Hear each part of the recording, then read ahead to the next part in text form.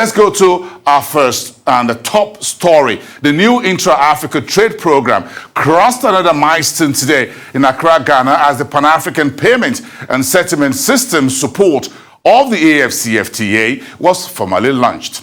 The high-profile event, hosted by the government of Ghana, where the PAPSS is headquartered, was attended by the governors of central banks across Africa, including the head of Afrexim Bank and the AFDB, as well as the West Africa Monetary Institute. So let's listen to some of the presentations at the PAPSS launch and set the tone for my guest interview coming right after. Globally, a functioning payment infrastructure underpins international trade. An efficient payment system, unified fragmented markets, and supports other trade services such as trade finance. As trading under the Africa Continental Free Trade Agreement gains momentum, a functioning payment infrastructure that can integrate the disparate payment systems across the 55 countries on the continent, improve payment flows, and reduce transaction costs will become central to the growth of intra-African trade. This is particularly true because Africa presents a peculiar problem that lends itself to innovative solutions. There are 42 national currencies on the continent. Access to hard currencies required to transact across borders is very limited. Current payment arrangements cost the continent about $5 billion annually, and intra-regional payments take between 2 to 14 days to complete. With these kinds of problems, it is no wonder that intra-African trade levels are so low. While Afrexim Bank and its partners are working hard under the AFCFTA arrangement to reduce the various impediments to intra-African trade, dealing with the problems of payment remains a key priority. Today we have an opportunity to give practical meaning and practical content to this Pan-Africanism. PAPSS is a pioneering effort at achieving a Pan-African payments and settlement system which will enable Africa to reduce reliance on third currencies, and more importantly, it has the potential to significantly boost intra-Africa trade. I take this opportunity to commend my senior brother, Professor Benedict Orama, for his persistence and his vision. I commend the board of Afrexim Bank, the senior managers of Afrexim Bank, for leading their effort to turn the vision of the great liberation struggle heroes of our time, the vision of the founding mothers and fathers of the Organization of African Unity, this vision into a reality today. I also want to offer special gratitude to finance ministers and governors of central banks of the West African Monetary Zone for their support and cooperation in the piloting of PAPSS. As you heard from Professor Orama, Ghana, Nigeria, Sierra Leone, Guinea, Liberia, and the Gambia were countries where the pilot was initiated and was successful.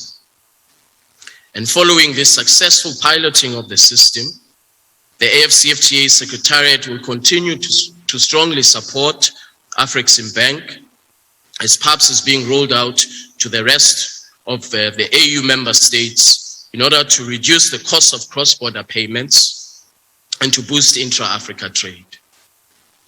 As you heard earlier, the Assembly of Heads of States and Government of the African Union in Niamey in 2019 officially adopted PAPSS as an instrument for implementation of the AFCFTA. And in this regard, we shall ensure that we have the appropriate regulatory framework within the legal architecture of the AFCFTA to ensure that payment systems and payments for the support of trade in Africa are legally embedded in the architecture of the African Union.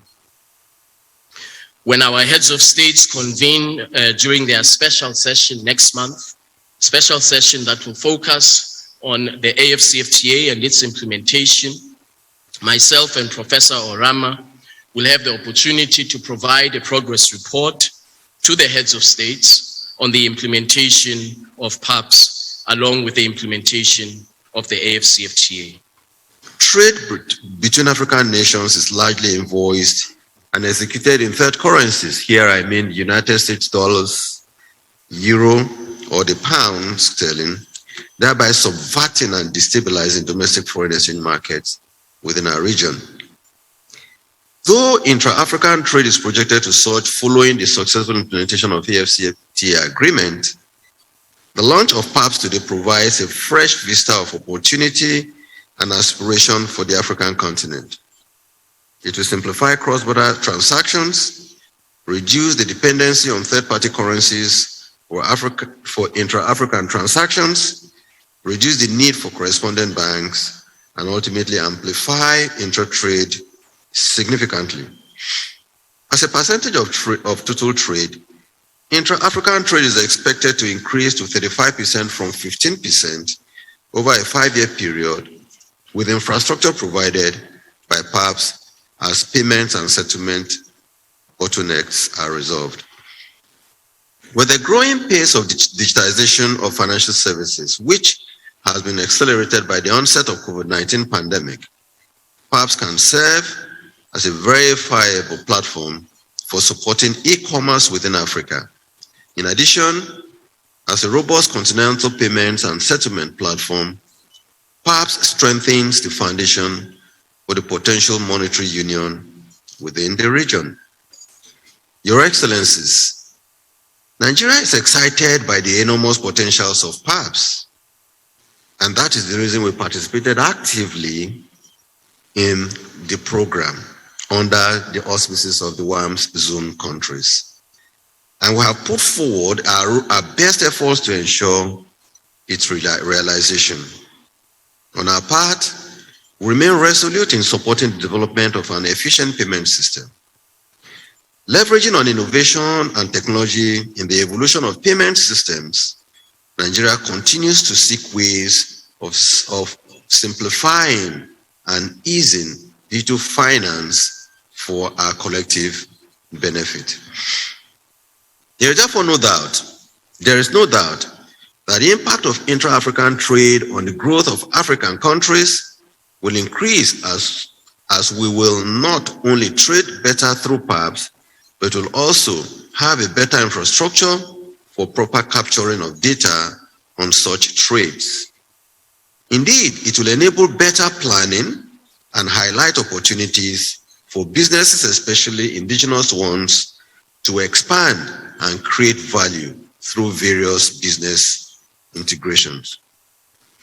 Ladies and gentlemen, let me conclude my remarks by affirming that today is indeed a momentous day for all African countries and Africans.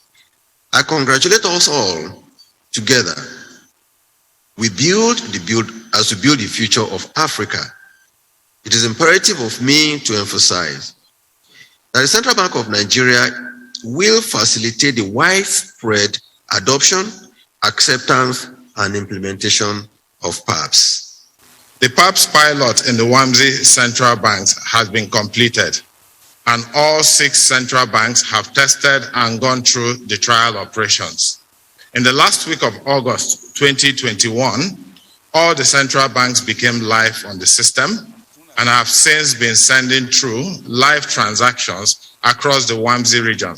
Subsequently, we have signed up 12 commercial banks, most of them with Pan-African reach, and 4 switches. Engagement with other central banks in Africa have commenced in earnest, and we're also focusing on regional payment systems to ensure bulk and group connection. Today's event is therefore another important part of PAPSS journey, as we have the commercial launch of the system, thus making it available for use by the public. With every bank onboarded to PAPSS, we enable thousands of clients to trade within Africa. Every bank joining the PAPSS gains access to trade with tens of thousands of end users already connected through our growing community of financial institutions. Every central bank joining the PAPSS infrastructure extends our collective reach to millions more, with the resultant positive impact on intra-Africa trade. Together, we will create the foundational support for the innovation of trade and payment solutions, which will help the continent solve uniquely African challenges. The network effect of central banks participating is key to our collective success. We therefore invite all other central banks outside of the WAMSI zone to join and ensure PAPSS services are extended to other countries and made available for use by all Africans to facilitate payment for goods and services across the continent. Allow me to emphasize that PAPSS is not designed to compete with or replace existing payment systems. PAPSS is designed and operates to facilitate connectivity at a continental level that brings all payment systems together into one network that is interoperable, efficient, and affordable. PAPSS is designed to make our currencies regain value and to domesticate intra-Africa payments. We are on a journey towards African prosperity.